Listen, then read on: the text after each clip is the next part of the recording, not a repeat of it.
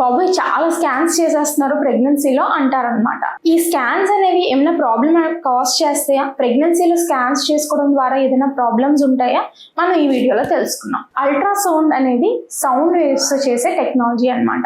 ఈ sound waves అనేది మనకు కానీ ప్రెగ్నెన్సీలో బేబీకి కానీ ఎటువంటి హాము చెయ్యవు.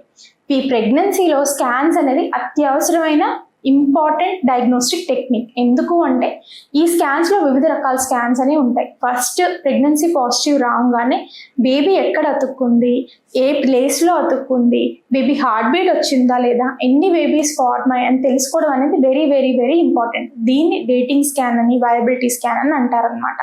ఈ స్కాన్ చేయించుకున్న తర్వాత రెగ్యులర్ ఫాలోఅప్స్ చేసుకోవడం అనేది జరుగుతుంది. ఐవీఎఫ్ ప్రెగ్నెన్సీస్కి అయితే సుమారుగా మేము 2 to 3 వీక్స్కి ఒకసారి బేబీ హార్ట్ బీట్ చెక్ చేసుకోవడం ఖచ్చితంగా చేస్తాము.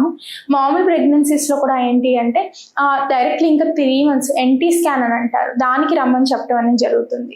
సో ఈ రెగ్యులర్గా మల్టిపుల్ యూసేజ్ ఆఫ్ స్కాన్స్తో కానీ అబ్డామినల్ స్కాన్స్ అయినా వెజైనల్ స్కాన్స్ అయినా చేయించుకునేటప్పుడు ప్రెగ్నెంట్ ఉమెన్కి స్కాన్లో సౌండ్ వేవ్స్ మూలంగా ఎటువంటి డ్యామేజ్ జరగదు.